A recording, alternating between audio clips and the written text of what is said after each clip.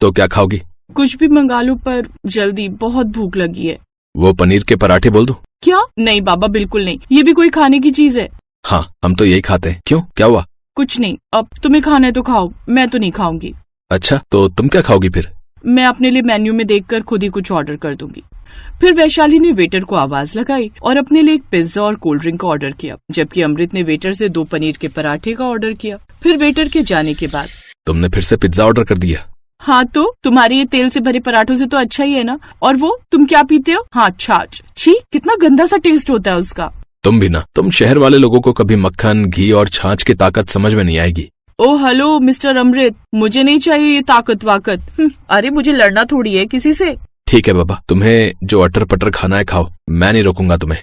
अमृत और वैशाली के बीच ऐसी मीठी नोकझोंक चलती रही। थोड़ी देर बाद वेटर दोनों का ऑर्डर लेकर आ गया। वो अमृत के लिए पनीर के पराठे और छाछ लेकर आया, तो वहीं वैशाली के लिए पिज्जा और साथ में कोल्ड ड्रिंक। पिज्जा देखकर वैशाली बच्चों की तरह खुश हो गई। ये हुई ना बात, अब आएगा मजा। असल में ये दोनों एक साथ एक ही कंपनी में काम करते थे। अमृत जहाँ सीधा साधा देसी लड़का था, तो वहीं वैशाली उतनी ही शैतान और चंचल। वैसे तो उन दोनों में कोई भी बात एक जैसी नहीं थी, लेकिन फिर भी दोनों एक दूसरे को पसंद करने लगे थे। और फिर एक दिन, यार बहुत प्यास लगी है, देखो ना कहीं कोल्ड ड्रिंक वगैरह है क्या? कोल्ड ड्रिंक तो नहीं दिख रही है, पर वो देखो वहाँ जलजीरा मिल रहा है, चलो पिलाता हूँ तुम्हें। क्या कहा? जल क्या? अरे जलजीरा। ये क्या होता है? एक गिलास पीकर देखो, मजा आ जाएगा। नहीं, पूरा ग्लास नहीं, मैं बस एक सिप लूंगी। फिर अमृत ने ठंडे जलजीरा का गिलास खरीद कर वैशाली की तरफ बढ़ा दिया। वैशाली ने जैसे ही जलजीरा का एक सिप लिया तो मुंह बनाते हुए बोली, छी, कितना स्ट्रॉन्ग टेस्ट है। अरे टेस्ट ही नहीं, स्ट्रॉन्ग चीज भी है ये, सारी गर्मी दूर भगा देगा ये। गर्मी का तो पता नहीं, लेकिन अगर तुमने मुझे ये दोबारा पिलाया ना तो मैं तुमसे जरूर दूर भाग जाऊंगी। अच्छा ये सब छोड़ो, सुनो, कल तैयार है ना, तुम्हें पापा मम्मी से मिलवाना है। सच में?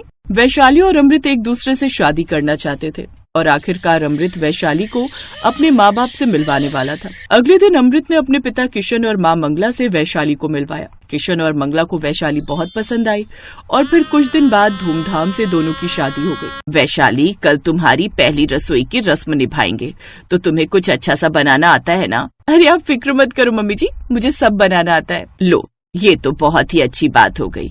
मैं तो ऐसे ही परेशान हो रही थी कि पता नहीं वैशाली को कुछ बनाना आता भी है कि नहीं। फिर अगले दिन पहली रसोई की रस्म शुरू हुई। रसोई में वैशाली ने अपनी जरूरत का सारा सामान इकट्ठा किया और खाना बनाने में लग गई। और फिर कुछ घंटों के बाद, क्या हुआ वैशाली, कुछ मदद करूं क्या? नहीं मम्मी जी, बस 10 मिनट और, सब कुछ हो ही गया है। अच्छा, ये तो बहुत अच्छी बात है। खाने की मेज पर अमृत और उसके पिता किशन और उसकी माँ मंगला बेसब्री से खाने का इंतजार करने लगे। तभी वैशाली ने एक एक कर बर्तन लाने शुरू किए। सभी बर्तन ढके हुए थे। अरे वाह, वैसे खाने में क्या बनाया है बहू? अभी पता चल जाएगा पापा जी। पहले बर्तन में बड़ा सा पिज्जा था, दूसरे में मंचूरियन और तीसरे बर्तन में नूडल्स और सूप बनाया हुआ था। साथ में कोल्ड ड्रिंक की एक बड़ी सी बोतल भी रखी थी। लीजिए पापा जी, शुरू कीजिए। वाह जी वाह, स्नैक्स में तो बहुत कुछ है, पर खाना कहाँ है बहू? पापा जी यही खाना है, आप शुरू करिए, कम पड़ेगा तो मैं और ले आऊंगी, किचन में और रखा है। हैं? ये खाना है? हाँ मम्मी जी, क्यों, क्या हुआ? कुछ नहीं बेटा, तुम लोग शुरू करो, मैं बस 5 मिनट में आई, कुछ काम याद आ गया। सभी लोगों ने खाना शुरू किया। एक तरफ जहाँ वैशाली झटपट पिज्जा और मंचूरियन खाए जा रही थी, तो वहीं किशन और उसका बेटा अमृत बड़ी मुश्किल से वो चीजें निकल पा रहे थे। तभी थोड़ी देर में मंगला आ गई, जिसके हाथ में 2 प्लेटें थीं और उनमें दाल चावल थे। दाल चावल देखते ही किशन और अमृत के चेहरों पर राहत की मुस्कान आ गई। मंगला ने भी थोड़ा सा पिज्जा खाया और फिर उसने भी दाल चावल ही खाए। फिर शाम को, यार ये क्या बात हुई, मैंने इतने प्यार से सबके लिए खाना बनाया था पर किसी ने खाया ही नहीं। अरे तुम दुखी मत हो, एक्चुअली तुम जिसे खाना कहती हो उसे हमारे घर में स्नैक्स समझा जाता है। तो फिर खाना क्या है तुम्हारे यहाँ? खाने का मतलब दाल चावल, सब्जी, अचार, रोटी, खिचड़ी, पूरी, कचौड़ी, दही, घी, मक्खन, ये है हमारे यहाँ का खाना। माय गॉड, ये सब खाकर तो मैं बीमार पड़ जाऊंगी। उस दिन के बाद से मंगला पहले की तरह ही सबके लिए दाल चावल और रोटी बनाती और वैशाली अपने लिए कभी चाइनीज तो कभी डोनट्स। ऐसे ही कई दिनों तक चलता रहा। फिर एक दिन अमृत और वैशाली ऑफिस से घर लौटे तो दोनों ही बहुत खुश दिखाई दे रहे थे। क्या बात है बेटा, तुम दोनों बहुत खुश दिखाई दे रहे हो। माँ, मेरा प्रमोशन हो गया और साथ में वैशाली का भी। हाँ मम्मी जी, प्रमोशन भी हुआ और सैलरी भी बढ़ गई। इसी बात पर कुछ मीठा तो बनता है। हाँ भाई, क्यों नहीं, इतनी बड़ी खुशी की बात है, मीठा तो बनता है। ठीक है, फिर आप सब लोग बैठो, मैं कुछ मीठा लेकर आती हूँ। वैशाली झट से बाजार चली गई और फिर वहाँ से लौट कर, लीजिए पापा जी, सबके लिए मीठा। क्या लाई हो वैशाली? सबके लिए चोको लावा केक। है? केक? केक खाने का मन था क्या तुम्हारा बहू? अरे पापा जी, वैसा केक नहीं है, आप खाकर तो देखिए। सबने चोको लावा केक खाया और फिर थोड़ी देर बाद मंगला सबके लिए हलवा बनाकर लाई, जो सबने चाव से खाया सिवाय वैशाली के। ये बात वैशाली को फिर से बुरी लग गई। इसी तरह वक्त बीतता गया। वैशाली जहाँ खाने में जंक फूड ही खाती तो उसका पति और सास ससुर घर का बना खाना। फिर एक दिन आधी रात को, अमृत यार मेरे पेट में बहुत दर्द हो रहा है। अरे क्या हो गया? सब ठीक तो है? पता नहीं, अचानक बहुत तेज दर्द उठा है। रात में शोर सुनकर मंगला और किशन भी जाग गए और वो सभी वैशाली को लेकर अस्पताल पहुँचे। क्या हुआ इन्हें? सर पता नहीं, कह रही है कि पेट में बहुत दर्द हो रहा है। घबराइए नहीं, मैं इंजेक्शन दे देता हूँ, आराम आ जाएगा।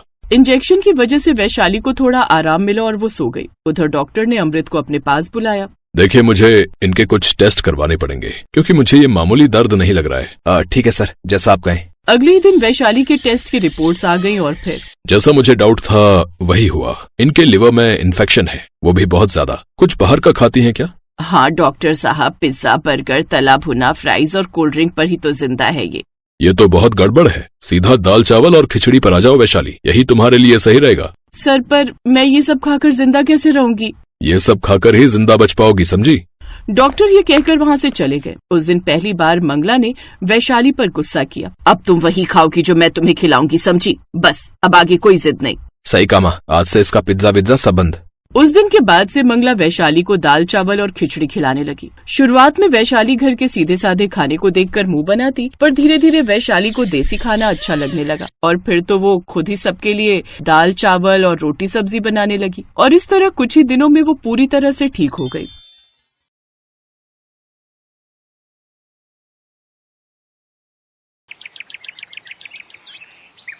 अब मैं आधे से ज्यादा उम्र की हो चुकी हूँ। अब न मुझसे ये घर के कामकाज नहीं होते। न जाने कब तुम लोग शादी करोगे ताकि मुझे भी थोड़ा आराम मिले। अब मेरी ये बेटी तो कुछ करवाती नहीं। माँ, आप ऐसा करो, जल्दी से आलोक भैया के लिए लड़की ढूंढ दो ताकि हमें भी भाभी के हाथों का बढ़िया बढ़िया पकवान खाने को मिले। हाँ, और आपकी शादी में मैं अपने लिए कई तरह के नए नए कपड़े भी बनवाऊंगी। क्यों भैया, आप तैयार हो ना इस शादी के लिए? अब सब इतना कह ही रहे हैं तो ठीक है, मैं शादी के लिए तैयार हूँ। माँ, आप लड़की देखना शुरू कीजिए। आलोक की रजामंदी मिलते ही उर्मिला उसके लिए लड़की तलाशने लगती है। फिर एक रोज उर्मिला को अमीर घर की लड़की संजना पसंद आ जाती है। ऐसी लड़की तो ढूंढने से भी नहीं मिलेगी। अमीर घराने की, सुंदर, पढ़ी लिखी और ऊपर से खूब सारा दहेज लाने वाली। उर्मिला, तुम बहू ला रही हो। बहू तो ऐसी होनी चाहिए जो संस्कारी और घर को संभालने वाली हो। इससे आगे तो मैं क्या ही बोलूं। आप बिल्कुल मत घबराइए, वो लड़की संस्कारी भी है और अच्छे से हमारा घर भी संभाल लेगी। उधर दूसरी तरफ अर्जुन के ऑफिस में एक विदेशी लड़की ऐना आती है जो अर्जुन से टकराती है और पहली नजर में ही अर्जुन को उससे प्यार हो जाता है। ओह गॉड, कितनी सुंदर है ये लड़की। माँ की छोटी बहू बनने लायक तो है ये, लेकिन इसे हिंदी तो आती नहीं होगी और माँ को अंग्रेजी नहीं आती। खैर अच्छा है, दोनों सास बहू में कभी झगड़ा ही नहीं होगा। अर्जुन ये सब मन में सोच ही रहा था कि तभी ऐना उससे बोलती है, ओह आई एम सॉरी, वो गलती से मेरा पैर फिसल गया। अरे वाह, विदेशी होकर तुम तो बड़ी अच्छी हिंदी बोल लेती हो। वो एक्चुअली मेरे पापा फॉरेन से थे और मेरी माँ इंडिया से, इसलिए मैं अच्छे से हिंदी बोलना जानती हूँ। वाह भाई, ये तो सोने पर सुहागा हो गया। अब तो लगता है भैया के साथ साथ मुझे भी इससे शादी कर ही लेनी चाहिए। अर्जुन को ऐना से प्यार हो जाता है और ऐना भी अर्जुन को पसंद करने लगती है। कुछ ही दिनों में अर्जुन इस बारे में अपनी माँ से बात करता है। माँ ऐना बहुत अच्छी है और मैं उसी से शादी करूंगा। ये तूने सोचा भी कैसे कि मैं तुम्हारी शादी उस विदेशी से करवा दूंगी? अरे उसे कहाँ हमारे संस्कार, रीति रिवाज पता होंगे। लेकिन माँ, ऐना बहुत ही अच्छी लड़की है। वो बिल्कुल भी ऐसी नहीं है। उसे तो हिंदी भी बहुत अच्छे से आती है। और मैं कह देता हूँ, अगर आपने मेरी शादी ऐना से नहीं करवाई तो मैं सारी उम्र कुंवारा ही रहूंगा। उर्मिला के पास अब कोई उपाय नहीं था। आखिरकार हार मानकर उसे अपने बेटे की शादी उस विदेशी लड़की से करवानी ही पड़ती है। दोनों भाइयों की शादी एक ही दिन होती है, लेकिन जब बात गृह प्रवेश की आती है तो उर्मिला अपनी पसंद की लाई हुई बड़ी बहू का ही गृह प्रवेश करती है और उसे अंदर ले आती है। लेकिन बेचारी ऐना दरवाजे पर ही खड़ी रहती है। अंदर आओ ना छोटी भाभी, आप क्यों दरवाजे पर खड़ी हैं? ऐना अंदर आती है। ओह गॉड माँ जी, ये सब रस्में आखिर कब खत्म होंगी? मैं बहुत थक गई हूँ, मुझे कुछ देर आराम करना है। अब अरे नहीं बहू, ऐसी बात नहीं है। अब तुम आराम से जाकर अपने कमरे में आराम कर सकती हो। थैंक गॉड, कम से कम अब थोड़ी देर आराम करने को तो मिलेगा। वो तो आप लोगों का बस नहीं चलता, नहीं तो आप लोग तो मुझे हर वक्त रस्म रिवाज में ही उलझाए रखते। अपनी बड़ी बहू का ये बर्ताव उसकी सास को थोड़ा अटपटा लगा। जाओ रश्मि, अपनी बड़ी भाभी को अपने कमरे में ले जाओ, और तू अर्जुन ले जा अपनी बीवी को यहाँ से। अर्जुन ऐना को लेकर कमरे में चला जाता है। मुझे माफ करना है ना, वो क्या है ना, अभी माँ को तुम्हें अपनाने में थोड़ा वक्त लगेगा। कोई बात नहीं अर्जुन, मैं समझ सकती हूँ।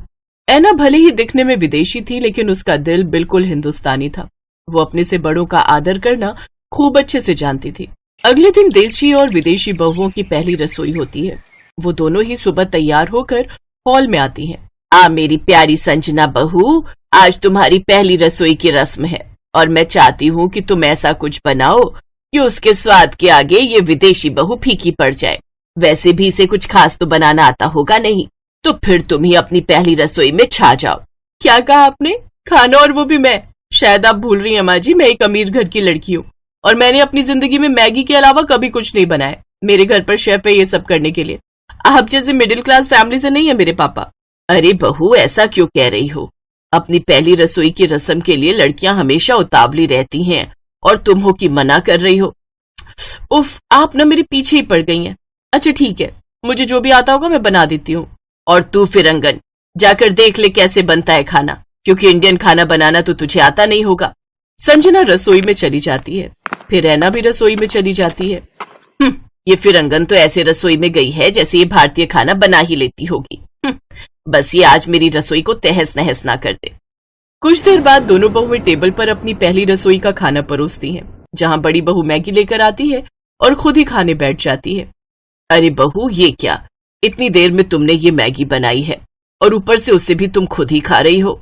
हाँ तो क्या हो गया? और मैंने बनाया तो मैं ही खाऊंगी ना इसे, तुम लोग अपने लिए खुद बना लो। कुछ देर बाद ऐना वहां आती है और खूब बढ़िया पकवान जैसे पूड़ी, आलू की सब्जी, मटर पनीर, हलवा और गुलाब जामुन बना कर ले आती है। ये देख सबके दिल में उसके लिए इज्जत पैदा हो जाती है। अरे वाह, क्या खुशबू आ रही है, लेकिन विदेशी भाभी और वो भी इंडियन खाना, कमाल हो गया। हाँ यार, ये तो उसने मुझे भी नहीं बताया था। लेकिन बहू, तुमने ये सब कहाँ सीखा? मुझे बचपन से ही कुकिंग का शौक था माँ जी, तो मैंने अपनी मम्मी से सीखा है। वाह, जिसे मैंने हीरा समझा वो तो पत्थर निकला, और जिसे पत्थर वो तो असल में हीरा। मुझे माफ कर दे छोटी बहू, मैंने तुझे हमेशा से विदेशी समझकर दुत्कारा है, लेकिन जो उम्मीद मुझे अपनी बड़ी बहू से थी ना, वो तूने पूरी की। सही कहते हैं लोग, किताब को उसके कवर की वजह से जज नहीं करना चाहिए। आज मैं गलत साबित हो गई। ऐसा मत कहिए माँ जी, आप बड़ी हैं तो आप कभी गलत कैसे हो सकती हैं। और जेठानी जी, आपको खाना बनाना मैं सिखा दूंगी। विदेशी बहू ने सचमुच बहुत ही लाजवाब खाना बनाया था। अब संजना को भी अपनी गलती का एहसास होता है, और वो सबसे अपनी गलती के लिए माफी मांगती है। अब अपनी विदेशी देवरानी से देशी बहू भी बढ़िया बढ़िया पकवान बनाना सीख जाती है।